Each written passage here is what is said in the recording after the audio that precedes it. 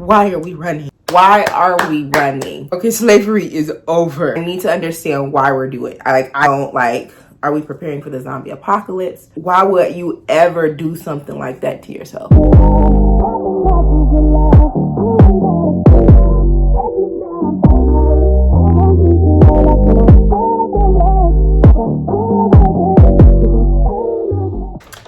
Hello, welcome back to my channel. Welcome back to my channel where we do all things like fitness, very girly, very cutesy, very demure, right? Today I just wanted to hit y'all up with the kind of introduction to like how I started my fitness journey, where it's at now, and like maybe like a good 5 things I learned and that I wish somebody would have told me when I first started. I'm not, trying to tell you my whole life story, just kind of like, like a very gym bae, get to know you. The whole point of me starting this channel was because I wanted to like share my fitness journey and the ups and the downs. Not gonna lie to y'all right now, I've been on like a cheat month type. Sometimes you just give up. Sometimes cheekbones are not enough of a motivation to put down, the ice cream cart. And that's where we're at. That's gonna be what today's video is. Basically just like a little me just yapping, because I'm a yapper. I feel like y'all don't really know me that well yet. I really know y'all. Hopefully y'all could get to know me just a little bit. So yeah, just a little like, hey, getting to know Gym Bae and kind of how she started her journey, and like 5 things that I wish I knew. Nobody told me. The year is 2010. Okay, maybe not 2010, I'm not that old. The year is 2015, okay? And Lululemon has not graced the scene. I think we had Fabletics, maybe, okay? But back then, people was going to the gym in gym shorts, basketball shorts. Like actual basketball shorts and like big old, like marathon tees. Those were the ones that I was going to the gym in. I say that to say there wasn't that much support, like, online. Chloe Ting, she had just graced the scene. Mr. London, I'm gonna see if I can insert a clip in here without getting copyrighted. That's motivation within itself. Whew. Anyway, let's just go ahead and get into it, y'all, because I mean at this point we 7 minutes in and I still ain't gave y'all not a 1 tip. Number 1, this is where I've been messing up lately, okay? Rest is essential. Rest is so important, it's not even funny. You're not gonna see the results. Your muscles need rest. I know for me, this is the trap I always fall into. I'm like, okay, I'm working out, eating right, I want abs. Where are my abs? Well, 1, you're not eating right. Just because you eat all veggies does not mean that you're eating right. 2, you gotta go to bed. You can't, like, if the decision is, oh, I'm gonna sleep 3 hours, but I'll be at the gym for 2, that's a bad decision. For 1, you're gonna be tired and hungry. Those are setups to making bad decisions. That's a perfect setup for you to make a bad decision and say F it, and then, there goes your hard workout, wasted. Cause you just had to go to the gym. You just had to. And I get it, like, sometimes, like, I think the sentiment can be, oh, you know what I'm saying? You gotta push, you gotta push, you gotta push. And it's like, you gonna push yourself to the exact opposite of the results you want to see. And so for me, that was something that was super hard for me to learn. Jemiah, you have to actually go to bed in order to see the abs. And like, I remember there would be several weeks where like I just fell off. But really I was listening to my body. I would not go to the gym for like 4 days, and then I would wake up with abs. Like, oh, there they are right there. Like, you really gotta listen to your body. It's not like oh, I'm going to go to the gym 7 days a week and not have time to cook myself processed food, not have time to rest, and not just, physical rest with your emotions. You gotta rest your spirit, all that good stuff. Diet. That diet. I've been eating crap. I mean, unprocessed food is your worst enemy. And that includes like liquor. Hey, don't shoot the messenger, okay, kid? Listen, You want to go there on your own pace, cute. If you want abs by next week, stop drinking. Stop, put the shot down. So help me, okay? Do that a couple weeks, really not even a couple weeks. You'll see a difference pretty drastic, like it's pretty immediate. Let's see, sugar. One thing that I had to learn was portions. Like I would eat a lot of quote unquote good food. Like, my cheat foods to other people are just regular snacks, but my problem, I eat them too much.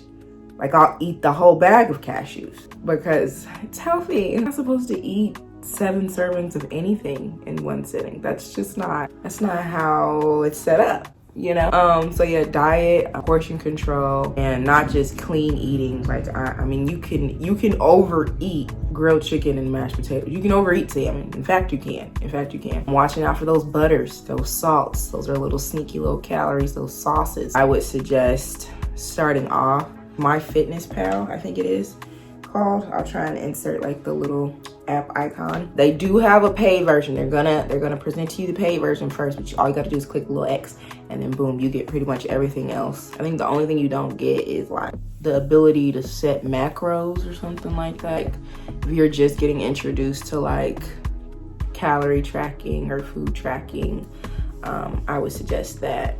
And then also, I know one thing that's really hard for a lot of people is actually just like putting the sugar down. I am not a fan of the absolutely no sweets, absolutely no bread. I don't think that's realistic. It's not realistic for you to live your life like that.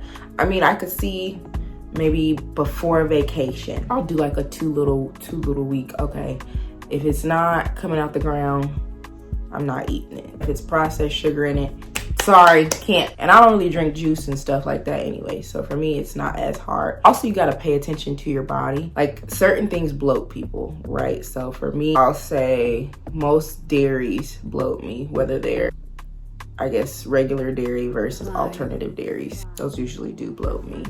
Let me see what else. Salt, sugar, you know,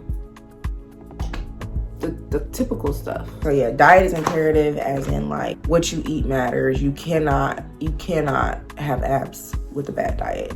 You can work out as much as you want. I don't care. Like if you're working out 8 hours a day, you come home and eat Twinkies versus apples, you will be paying for it in ab definition. Now, I'm not saying like cut out your favorite sweets for the rest of your life, because that is unrealistic. Right. That is extremely unrealistic. Which brings me to my third point. It's a journey. It's a lifestyle. This is your life now. This isn't a quick fix. This is your life. This is your journey, okay? I just wanted to make sure I said that as corny as possible, because it sounds mad corny, but no, it is. It's actually a lifestyle, y'all. So what I mean by that is like, okay, weight loss journey, fitness journey, whatever you want to call it. Okay, how do I put it? Okay, boom. I'm gonna like cut out all sweets. I'm gonna go completely keto for 6 months. I'm going to like this next 6 months, you're not gonna recognize me. I'm gonna like go to the gym 5 days a week. I'll get up at 5 a.m. and do all the things, right? And buy all the meal prep kits and buy, you know what I'm saying, all the Lululemon sets. Who else be selling shit? But y'all, I don't even know. Athletics, you know what I'm saying, buy all their stuff and start this fitness journey. You can do that. However, and one thing that I ran into a lot when I was starting my fitness journey is, okay, I'm going to go so hard, I'm gonna lose this weight, and then boom, it'll be gone. And I really wasn't thinking about what happened after that. So it was like a lot of times like I would be like so disappointed with me not being able to sustain certain workout routines, certain diets, especially like someone who wasn't living by themselves, who wasn't just taking care of themselves, like, you know, having to adjust to, you know, doing that for a family. It just was hard, man. Right now, I feel like it's probably the easiest for me to control my diet because I have the, you know, the financial means to, I have the space and capacity to. Now it's possible, but it's just like, I could see it being difficult for someone like, you know, who is the main person that like feeds the family. Like it's something you gotta adjust to. But this is the thing though, it's not necessarily a diet. Don't think of it as a diet. Think of it as like, I treat my body the way I want to be treated. I don't eat 5 servings of Rotel dip because I don't want to have the bubble guts. I don't want to be on the toilet for 50 years and 30 nights because I couldn't eat 1 bowl and call it a day. I know what Rotel dip tastes like. It's gonna taste the same every time, God willing. I'm not gonna die if I don't have Rotel dip again. Fair? Fair. My thing is like, okay, you know you're going to like a tailgate. You might want to eat a little something beforehand, or maybe you're the person that brings the veggie tray. What you don't want to do is get there, you're probably drinking, okay? Because my thing is, if I'm gonna have the calories, I'm gonna have them where I'm gonna space them out how I want it. And if I would prefer 75 calories worth of beer versus 75 calories worth of a wing, that's where my mind is. So this is just something like you're gonna be thinking about wherever you go. And it's not supposed to be an intimidating statement. You're going on vacation, that might be a time where you start, you know, drifting from your diet and you're eating sweets like multiple times a day. You might have a couple of things like you might have dessert 3 times that week instead of 2. Like, you know what I'm saying? Like, this is something that is going to be a consideration for the rest of your life. It is truly a journey. You need to sit down and look at all aspects of your life. Like, okay, I'm gonna go get my hair done. I'm getting micros. I know that I'm gonna be sitting in that chair for 18 hours and the only thing they have over there is a Jordan's Fish and Chickens and a Fazoli's. Okay, so I'm going to bring some I don't know. I'm not saying don't eat. I'm saying anticipate your diet. Think about something that you could do for the rest of your life. Like, could I honestly, for the rest of my life, stop eating after 8 p.m.? I probably could. I could probably make that work, right? Those are the things you want to start thinking about when you start your fitness journey, because you don't want to make unrealistic goals and then you can't meet them. You're disappointed. You're like, oh, I'm a failure. I actually cannot do this. And now you're in a spiral. Spiraling. Anyways, which brings me to my 4th point. Make realistic goals, babes. This is your journey. Why would you ever set yourself up for failure? Why would you do that? That doesn't make any sense, does it? Am I breaking out right now? Give me a break, man. Give me a literal break. Anyways, make realistic goals. Like, if you are a business owner and you know that you always have events on the weekends, the weekend's probably not when you can work out, broski. You probably cannot do 5 days a week. You probably have to go down to 4 or even 3. Chance, nigga. Nope. Where's my paper? Yeah. Please do not set yourself up for failure. You done gained 40 pounds since the last time you've been to the gym, and you be eating Chipotle and Chick-fil-A every day for lunch for the past 2 years. What we're not gonna do is go cold turkey keto. You're gonna pass out. I promise you will. Okay, maybe you won't, but you're gonna want to. Just think about it. Like, why would you make it hard? It don't gotta be hard. Don't get me wrong. This is not saying like losing weight is like, oh, it's easy peasy, just do it, like Nike. Like, I'm saying to you, you don't want to set your fitness goals and your fitness journey up where you're starting and it's feeling impossible. It's okay to lose 2 pounds a week, a pound a week, every 2 weeks. Like, sometimes you're not gonna see the same amount of weight loss, weight gain, whatever your goal is. You're not gonna see immediate results, which is like, ew, disgusting. Like, I think certain things like cutting out liquor, if you've been a big drinker, cutting out bread, going raw. How do you say that without it sounding weird? I don't think you can. Going just like raw veggies. You want to make it, remember, it's a journey, right? So it's a life, but it's like a lifestyle. So yes, you can start small, but wherever you start, whatever goals you set in the beginning, think about, how long can I sustain this? What's going to be my plan so that way I don't get the weight back when I do this? So for instance, if you are about to get on the Ozempics, that's what you about to do. This is the scenario we're in. What are you going to do when you potentially stop? What are you going to do to then make up for the chemical in your body that was like suppressing your cravings, suppressing your appetite. What are you gonna do when you get your appetite back, essentially? Because yes, you did something to lose the weight, but it's like the reason why you gained the weight is probably still there, unless you worked on it in some way, shape, or form. Just thinking about that when you do set up your fitness journey. Set up your fitness journey to make sense for what you got going on. I don't know, maybe it's like some undiagnosed ADHD. I really truly be needing to set my life up and think about how I can lose, like what can I control about this weight? I can't control what goes in my body. I can't control what food is available to me. I can now, but you know, when I couldn't necessarily control what food was around me, I tried to pick the best from what was around me. Now that I can choose, you know, to go to another area, to go to a different grocery store and get, you know, the meal preps I'm looking for, I try and choose the best of those.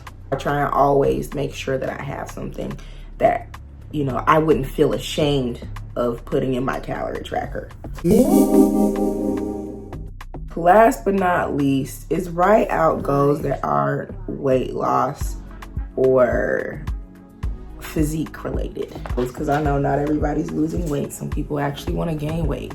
Okay, again, very super foreign concept to me, but whatever your goal is, you don't want physical like appearance and outside validation to be your only goal. And I think that once you start exercising and moving your body, I think you'll find that you quite enjoy it. I used to be a big fan of, why are we running? Because slavery is over.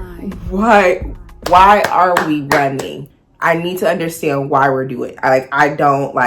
Are we preparing for the zombie apocalypse? Why would you ever do something like that to yourself? It was just a very foreign concept to me. But you cannot get me to stay inside during the summer now. I'm outside looking for shoes to run outside in. That's the type of, I done changed. Okay, exercise is going to, like, everybody, well, most people know, like, you know, endorphins are a real thing, okay? I don't know if you're struggling with any addiction issues or things like that, but runner's high is a real thing. Going to the gym and like being addicted to results is a real thing. And I'm not necessarily saying go that far. There is a deep end, and that's not where I'm suggesting go. What I'm saying is just seeing like little changes, like, okay, my niece isn't that heavy anymore. Or like, oh, last time I could only do 20 and I was embarrassed because whoever the fuck came over here before me had it on 140 and I had to put it all the way from the bottom. I had to move that little, you know I'm talking about, a little weight pole. I had to move from the bottom to the top. And now I'm in the middle of that little thing. So look at me, you know what I'm saying? There's lots of ways that you can like motivate yourself and make this like a fun experience, because again, it does not have to be hard. It doesn't have to be hard. And I really, like, I get losing weight is hard. I get going to the gym, having motivation, you know, especially for, you know, people without transportation, people that do have a busy schedule or like have to take care of other people, whether it be your parents, your children. Those are actual barriers. And just because you are encountering those barriers does not count you out from having a fitness journey. If you want to lose weight, you can do it from home. You can do it with a busy schedule. I just pray that this channel helps you either realize that or encourages you to do that and empowers and supports you in doing that. I'm a big advocate of taking charge of your health.